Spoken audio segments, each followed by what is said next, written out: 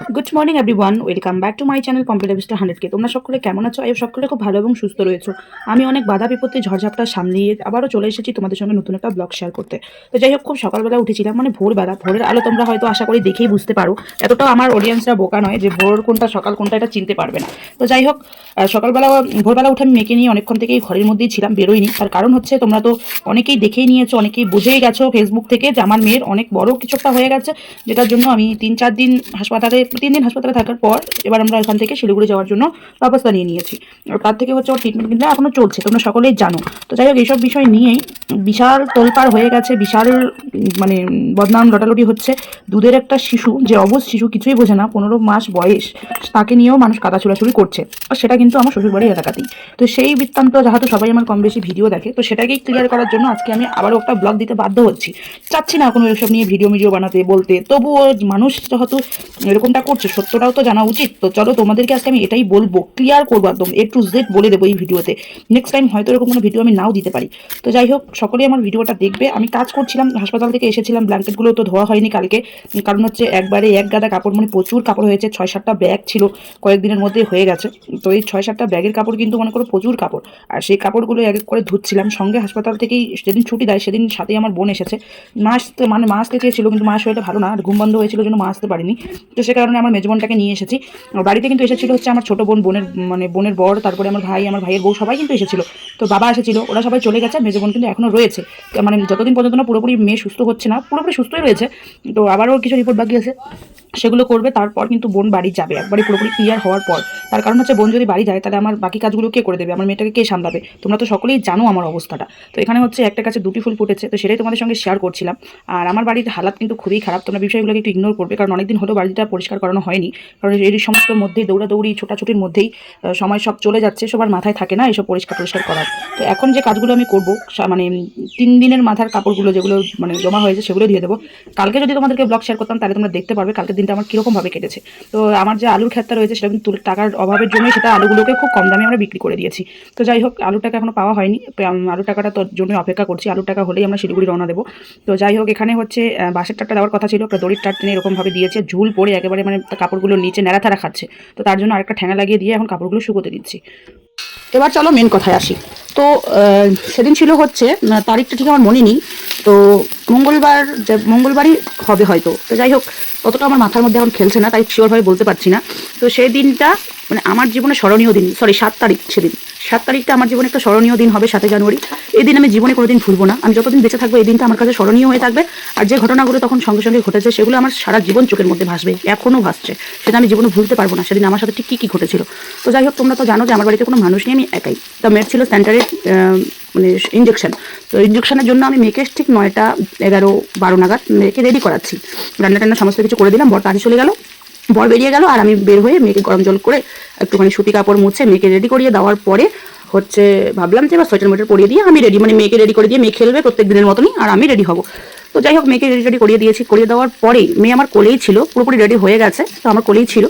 ও না চোখ মুখ মানে উল্টে একদম চোখ বন্ধ করে ঝিমাচ্ছিল, মানে যেমন করে ঘুমায় বাচ্চা সেরকম করে আমার কোলে শরীরটা ছাইড়ে দিল। ঠিক মেয়ের কিন্তু এই সমস্যাটাই হয়েছে, কোনো ঝিকি বা সেরকম ওই সময়টাতে কিছু করেনি, আর অন্য কিছু হয়নি। তো তারপরে কিন্তু এরকম হয়েছিল, আমি চিল্লা চেঁচামেচি করেছি, ভাই তারপরে পাশের পাড়ার এক দাদা ছিল, ও এসে কিন্তু অনেকটা হেল্প করেছে। আমি দাদার সেই দিন কোনোদিন ভুলতে পারবো না, ভগবান করুক সবাইকে যেন ভালো রাখে, সুস্থ রাখে, এরকম দিন যেন কারো না আসে।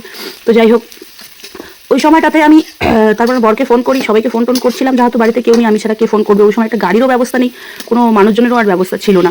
এক এক করে চিল্লা চেঁচামেচি শুনে সবাই আসাআসি করছে, আমি আসলো আর কি। তো তারপরে আমি কিন্তু আমাদের যে আশা রয়েছে, আমি ফট করে আশাকে ফোন করলাম যে তাড়াতাড়ি গাড়ি পাঠাও। আমার মনে পড়লো যে ওদের বাড়িতে একটা কার রয়েছে 4 চাকা। তো তারপরে ও ওদের গাড়িটাকে পাঠালো, আস্তে আস্তে তো একটু সময় লাগে। তো আমি ততক্ষণে আমার মেয়েকে কোলে নিয়ে বেরিয়ে পড়েছি, মানে রাস্তায় যে আমি যেতে যেতে হয়তো দেখা পাবো গাড়িটার। তো বড় চলে এসেছিলো, বর তো ওরকমভাবেই যেরকমভাবে কাজ করছিল ওরকমভাবেই বেরিয়ে পড়েছে। তো বর আমি তাড়াহুড়া করে মেয়েকে নিয়ে আমরা কিন্তু রাস্তায় একটুখানি গেছি বাড়ি থেকে। তারপরে কিন্তু গাড়িটার দেখা পেয়ে গাড়িতে উঠে আমরা সোজা চলে গেছিলাম ময়নাগুড়ি হাসপাতালে। ওখান থেকে তারপরে পাঠায় জলপাইগুড়িতে নিয়ে যাই, মানে সদরে। তো সেখানেই মেয়ের ট্রিটমেন্ট হয়। তারপরে কিন্তু আর মানে মেয়ের কোনো সমস্যা ছিল না, আমার মেয়ে যেমন ভালো তেমনই পুরোপুরি সুস্থ হয়ে গেছিলো। এখন এদিকের মানুষজন আমাকে, মানে শ্বশুর বাড়ির কিছু মানুষজন আমাকে বলছে যে ওই সময়টা আমি তাদেরকে গিয়ে কেন বললাম না। তাদেরকে কেন তখন জানালাম না? আরে ভাই, আমার মেয়েটা তখন অসুস্থ, আমি মেয়েটাকে নিয়ে তড়িঘড়ি ডাক্তারের কাছে হাসপাতাল যাবো, নাকি আমি তার বাড়ি বাড়ি গিয়ে বলবো যে আমার মেয়ের এরকম হয়েছে, দেখো কি করবো, আমার মেয়ের এরকম হয়েছে, দেখো কি করবো? এরকম কি বলাটা আমার উচিত ছিল? মানে মানুষের মেন্টালিটি দেখো। তার মধ্যে এদিকে পুরো পাড়া লটিয়ে গেছে যে আমার মেয়ের নাকি মির্গি রোগ হয়েছে, মানে মির্গি রোগ হয়েছে। তো যাই হোক, ভগবান, মানে আমি কি করে এই মানুষগুলোকে বোঝাবো? আর এখনো পর্যন্ত কিন্তু মেয়ের সিটি স্ক্যান, মানে পুরো বডি ওর চেক আপ হয়ে গেছে, সিটি স্ক্যান থেকে শুরু করে মানে সমস্ত কিছু। মেয়ের কিন্তু কোনো কিছু ধরা পড়েনি, কিচ্ছু এখনো কিন্তু রিপোর্টে কিছুই আসেনি। তাহলে তোমরা কি করে বললে? ডাক্তার যেখানে শিওর দিতে পারলো না, সেখানে তোমরা কি করে দিলে? আর মেয়ের সেরকম কোনো ট্রিটমেন্টও হচ্ছে না, কারণ হচ্ছে ওর রিপোর্টে যখন কিছু ধরা পড়েনি, তাহলে ওর কীভাবে ট্রিটমেন্ট হবে? এখন তোমরা দেখো, মেয়ে কিন্তু পুরোপুরি সুস্থ হয়ে রয়েছে। তো ওর যেহেতু কোনো রিপোর্টে কিছুই ধরা পড়েনি, তাহলে ট্রিটমেন্টটা হবে কি করে? এটা বোঝা দরকার। তাহলে তোমরা কি করে লটাচ্ছ যে মির্গি রোগ মেয়ের হয়েছে? মানে মানুষ হয় সত্যি? এবার অনেকে এটাও বলছে যে ওর মার দোষে হয়েছে, কারণ বাচ্চার মা হচ্ছে উল্টাপাল্টা খায়, ঘোরাঘুরি করে, নিজে ঠান্ডা লাগে, সেই ঠান্ডার কারণে মেয়েটা ঠান্ডা লেগেছে, পেশাপের মধ্যেই রাখে। তোমরা কি দেখেছো কখনো এসে? আমি তো ব্লগের মধ্যে তুলে ধরি, আমি তো দেখাই। তোমরা কি দেখেছো? তোমরা জানতে মানে জানো কিছু? উল্টাপাল্টা কথা লটাচ্ছ।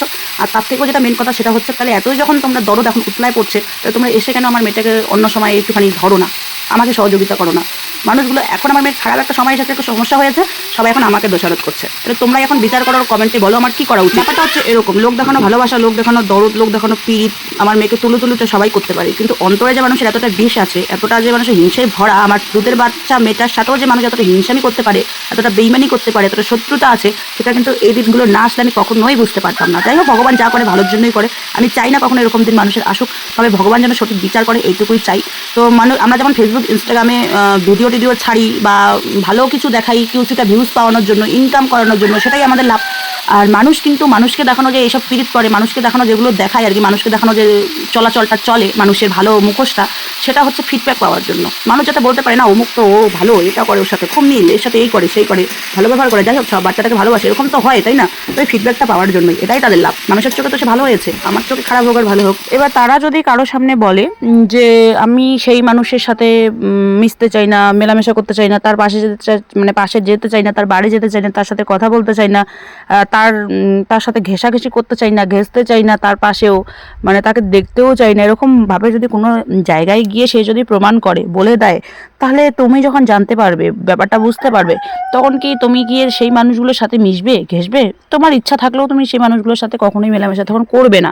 আর যখন তুমি মেলামেশা করবে না, তুমি প্রমাণ করে দেবে যে তোমার কথা অনুযায়ী আমি তোমার সঙ্গে মেলামেশা করছি না, তখন আবার সেই মানুষগুলো উল্টে ঘুরে ওই তার সেই জায়গাটাতে এসে আবার তোমার নামে বদনাম করবে যে মানুষ তাকে ফিরেও তাকাচ্ছে না, মানুষ অহংকার করছে। আবার এমনও অনেকে বলছে যে আমার মেয়ের এরকম হয়েছে, এটা আমি কোনো একটা পাপের শাস্তি পেয়েছি। কিন্তু যে মানুষগুলো হচ্ছে এরকমভাবে বলছে বা এরকমভাবে বলে বা এরকমভাবে লটাচ্ছে আমার কথা, তার ব্যক্তিগত মানুষগুলোর সাথে এরকমভাবে লটাচ্ছে বা অন্য মানুষকে ছড়াচ্ছে, নিজের মানে নিজেকে বড় প্রমাণ করছে, ভালো প্রমাণ করছে, তো সেই মানুষগুলোর কি কোনোদিন কোনো খারাপ দিন আসেনি বা আসবে না বা ছিল না?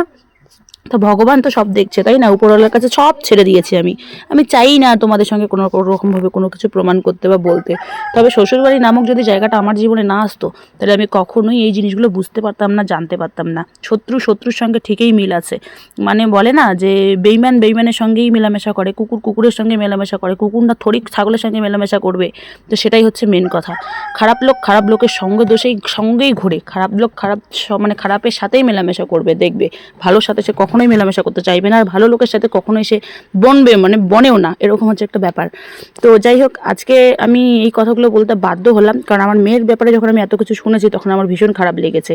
তোমরা আমাকে বলো ঠিক আছে, কোনো ব্যাপার না, এরকমটা হতেই থাকে। মানুষের সমাজে যখন বাস করি, মানুষের সাথে যখন চলাফেরা করি, বদনামি একটু থাকবেই, এটা সবার সাথেই হয়। তো তা বলে তোমরা আমার দুধের বাচ্চা মেয়েটাকেও ছাড়লে না, এরকম একটা দিনে আমার মেয়েটার নামে এরকমভাবে তোমরা বদনাম লটালে, তো এর জন্য তো আমি তোমাদেরকে ছাড়বো না। তো যাই হোক, আজকের মতো ভিডিওটা এখানে শেষ করছি। কেমন হয়েছে অবশ্যই কিন্তু কমেন্ট করে জানাবে, ভালো লাগলে লাইক, কমেন্ট, শেয়ার এবং সাবস্ক্রাইব করে দেবে।